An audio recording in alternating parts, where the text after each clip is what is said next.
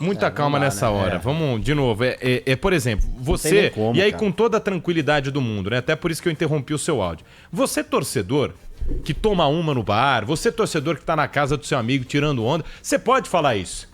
Se eu e o Paulo do Vale, vou abrir uma aspas aqui, a gente tá tomando uma no bar e eu começo a falar, não, porque a Ponte Preta comprou o título, não sei... Só que não pagou, né?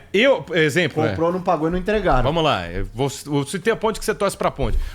A gente não tá no ar, a gente não tem responsabilidade. A gente pode achar o que a gente quiser, entrar numa onda de provocação, fake news e por aí vai. Quando o John Textor tem a responsabilidade que ele tem, no microfone que ele tem, e na dimensão que ele tem, aí ele não pode falar essas coisas. Então, acho que essa é a grande diferença aqui. A gente falar aqui, não, eu concordo, eu acho que manipulou.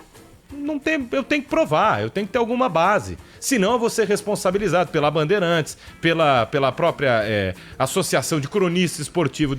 Assim, eu vou ter uma responsabilização. O que a gente está julgando aqui, o que a gente vai julgar, o que a gente quer ver ser julgado é justamente esse ponto.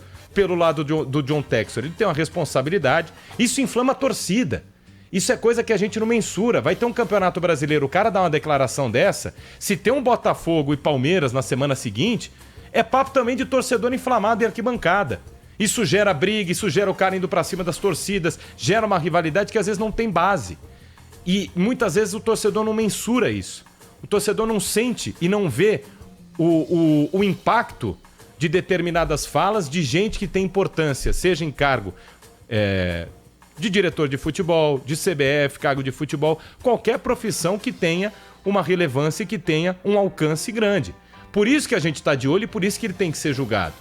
Pelo menos eu também gosto de olhar para esses impactos muitas vezes não tocáveis assim, o Paulo do Vale, que a gente não consegue mensurar, mas que a gente vê no dia a dia. A gente tá vendo um ódio entre torcedor do Palmeiras e do Botafogo que não existia tanto. Pois é, né? E assim, não tem nada a ver.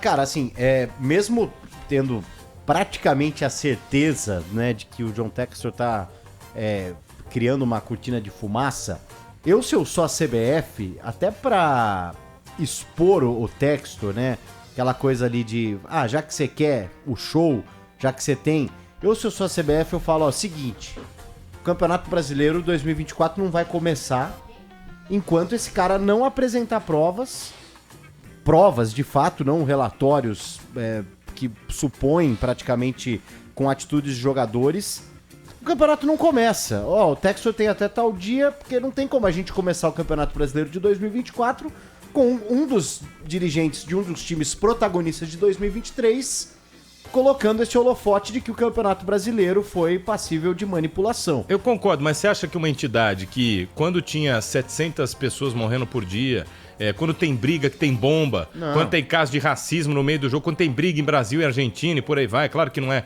só a CBF, nesse caso que eu citei a Conmebol, mas eles não param o jogo, eles não param o campeonato, eles vão fazer isso no brasileiro?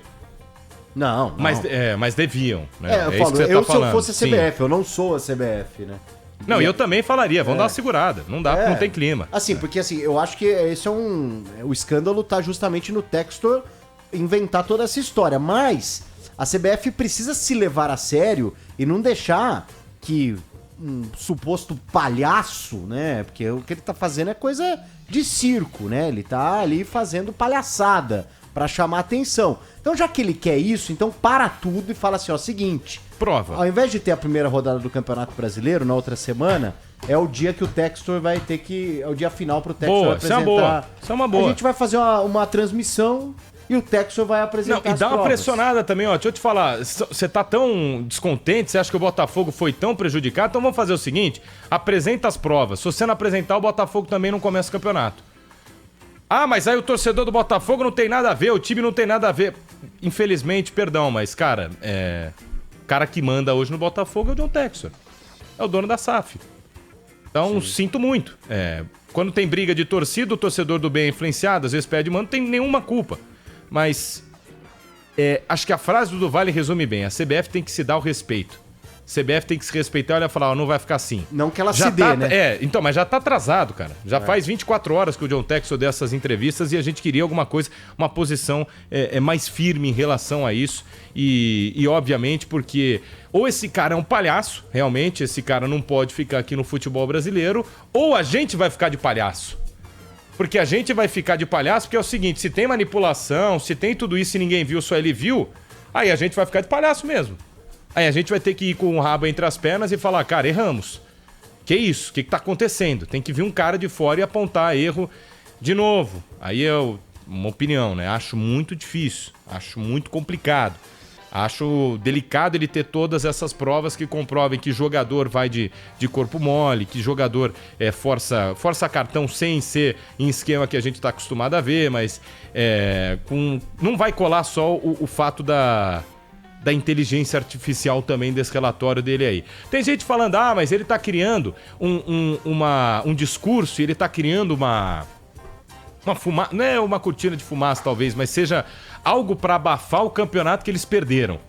Então o campeonato foi tão doído e foi tão feio que eles precisam mudar esse discurso. O torcedor do Botafogo quer virar a página, precisa acreditar que ano passado não foi que perdeu na bola não, perdeu com esquema mesmo de corrupção e manipulação de resultado.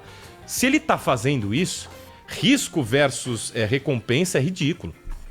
É muito risco. Aí eu não sei nem o que devia acontecer com ele. Quer ouvir mais o pessoal aqui antes do Bruno Milhões? Vamos mais um. Ele chegou?